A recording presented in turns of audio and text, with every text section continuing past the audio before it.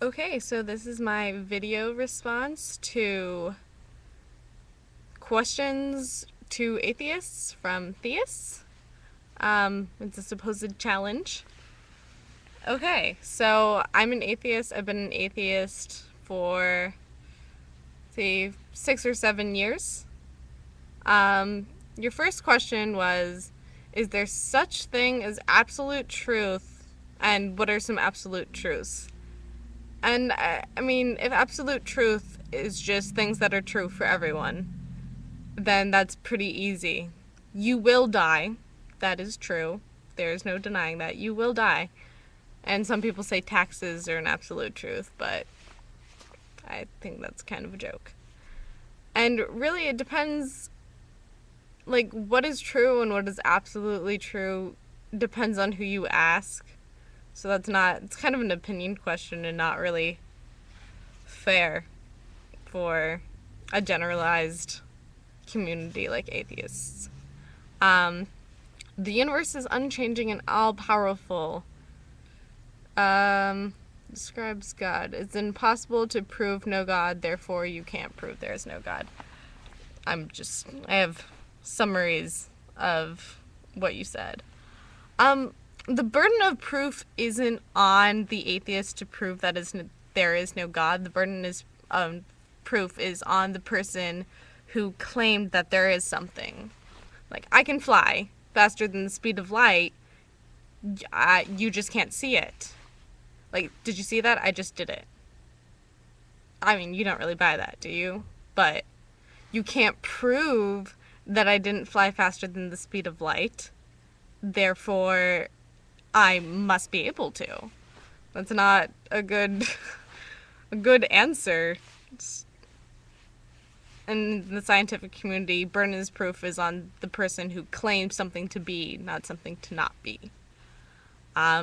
What does it mean to be good and to be moral?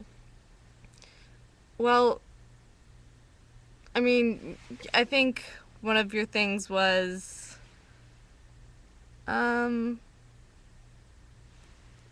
I don't even remember what you were saying with that. What does it mean to be good and to be moral? That's an opinion. Simple as that. It's not something you can just throw out there and expect everyone to have the same answer. What is good and what is moral? Whatever, I'll answer that more with your next question or whatever. Without someone to answer to you, isn't the greatest good what it takes to survive? And then you used the example, if I kill people who own more food than me, then that would help me survive more because I would have more food. Well, yeah, sure, if the people you killed don't have family or friends who are going to retaliate on you.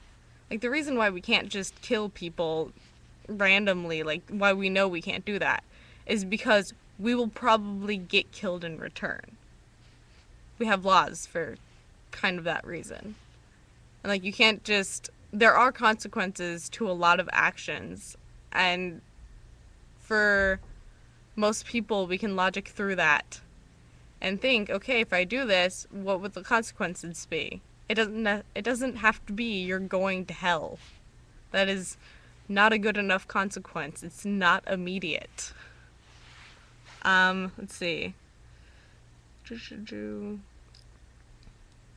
yeah, and you said the universe is a well-oiled machine with nothing being out of place. I mean, that's not really true.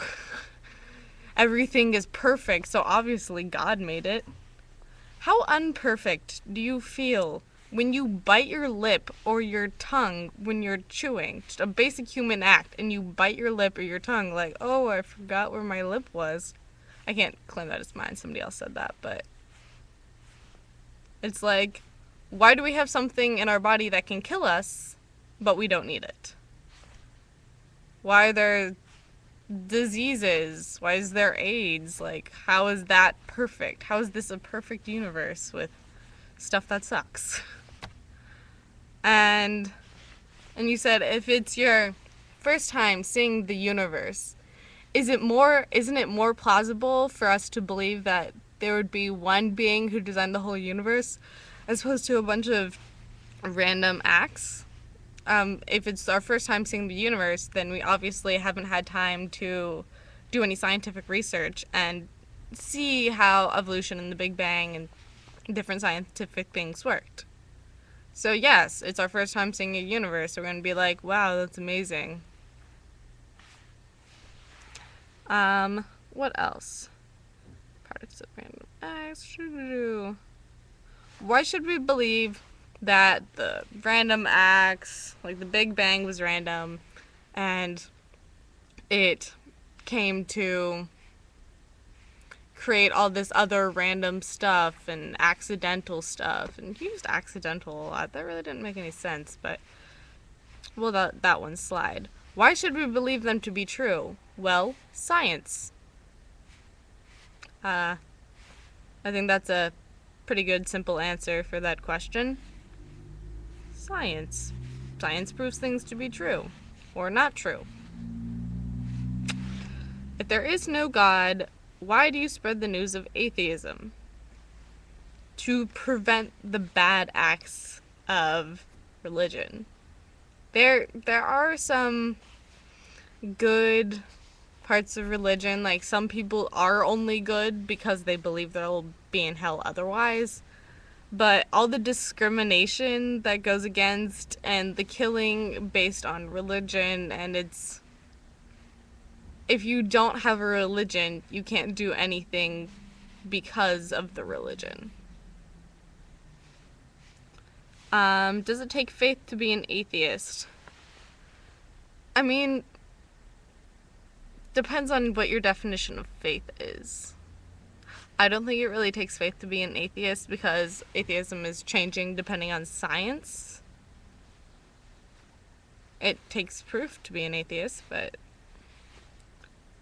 does it take more faith to believe in a designer than it does to believe in random acts? No, random acts are proven, the random acts that you talk of were proven by science. So, no, not really. It takes faith to believe in magic. God has never interacted in the random world. How do you explain angel demon sightings, miracle healing? Was everyone just delusional? Yes. They were delusional or they were making shit up. Like, it's not proof, it's magic. It's, how do you explain this? Well, God. Okay, how did God do it? Well, he just does stuff. It's what I like to call the mother response. Why? Because I said so. No real explanation, just because I said so. Because the Bible says so. Because God does everything. Okay. Not an explanation, but good try. A lot of people believe in God, do believe that they were all deceived. Okay. I'll get back to that. You use Jesus as an example. You're using something from the Bible, which a lot of people don't believe, and some people don't believe Jesus existed. I just thought that was hilarious. A lot of people believe in God, do believe that they're all deceived. Yeah, I mean, it's, a lot of the people you listed were people who lived before all the advancements in science. And, like, before it was really okay to speak out against the church. People could die if they didn't believe in God. That's a pretty good motivation for believing in something that isn't really true. If you don't say you believe in it, we will kill you. Okay? I believe in it. Not really, but whatever. And, yeah, I think that's pretty much all you said. And I hope this helped you. A lot of those questions were really confusing and repetitive, but it was nice to have something to respond to for once. So yeah.